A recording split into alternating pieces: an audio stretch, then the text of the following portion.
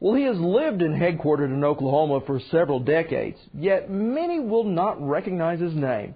However, his influence on Oklahoma, our economy, and the entertainment business has and still is making a lasting impression.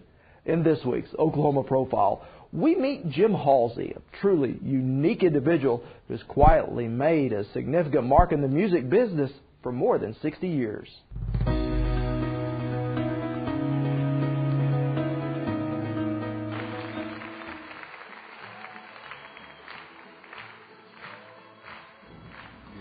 You have to decide early in your life what success really means for you. And is success being fulfilled and emotionally and spiritually, or is success about money?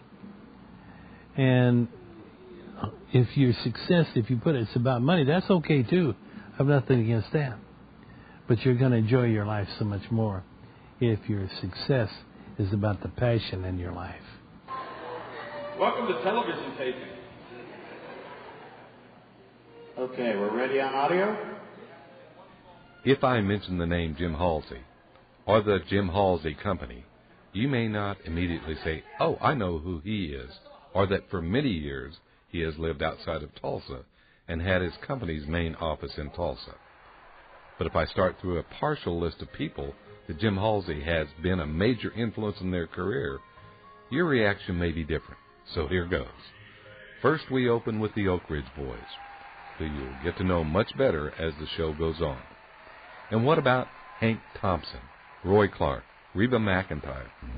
This brings up a point about Oklahoma specifically, because so many performers and so many artists come from Oklahoma that go all the way back to Bob Wills and his Texas Playboys were not from Oklahoma, but they made Oklahoma famous when they moved there and invented Western swing, all the way up to Hank Thompson and Roy Clark that moved there, to Leon Russell, to Roger Miller, to Toby Keith, and now look at Carrie Underwood. That there must be something in the water in Oklahoma that presented, you can just go on and on and on of performers that have that root feeling of America. This is what the Oak Ridge Boys do. They reach that heart and soul of America. For well over 25 years, Jim has been the personal manager of the Oak Ridge Boys and continues those duties while turning over the booking agency division of his clients to the William Morris Agency of New York several years ago. I remember going backstage and shaking Mr. Golden's hand, and I said, if you guys would ever be interested in expanding your repertoire to include some country and pop music, I said I'd be interested in doing something with you. And so that was 1974, and here we are 31 years later. Yeah. And Dwayne Allen was there at the same time.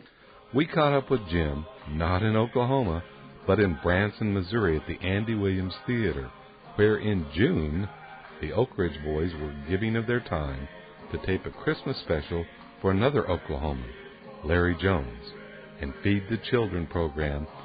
We followed Jim Halsey around for a very long day. We learned about the man and his career.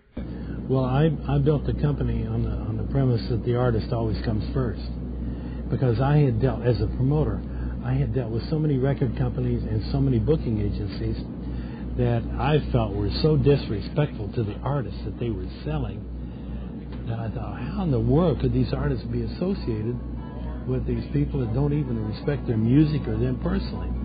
So I made up my mind, if I ever had the opportunity to represent an artist, that in my company, the artist would always come first. And that's the way that it was from the very beginning of my first management client in 1951, which was Hank Thompson and his Brazos Valley Boys, to now it's been with the Oak Ridge Boys for 30 years this year, is, to me, the artist comes before everything else. In my booking agency, which was a hardcore selling agency, I installed that same artist management philosophy within the agency, that the respect for the artist had to come before everything else. And our business was to represent the artist. Jim has for many, many years been behind the scenes of some of the most successful careers in music history and has influenced the economy of Oklahoma and Oklahomans while always living and demonstrating that special set of values which represent this part of the country. I learned a long time ago about the principle of gratitude, and that's to be grateful for everything. And you thank the Lord for that. And so that philosophy of gratitude, the gratitude principle, is something I've lived with for a long, long time. Throughout the show, you have caught glimpses of a man that looks very much like a younger Jim Halsey. That's Sherman Halsey, now living in Los Angeles, and he is one of the top directors of TV specials in the country. We asked Sherman to share some thoughts about being the son of Jim Halsey. I've never seen him have a problem that was unsolvable for him, you know. So I think that outlook of positive thinking and you know, treating people humanely is probably one of the nicest things I've learned from him. As we catch a final few looks at the Oak Ridge Boys and their longtime manager, we begin to realize what an influence Jim Halsey has not only been on the entertainment industry, but Oklahoma as well. For Oklahoma Horizon, this is Perry Tolley with an Oklahoma profile. But I love it because it's a people business. It's about with and for people.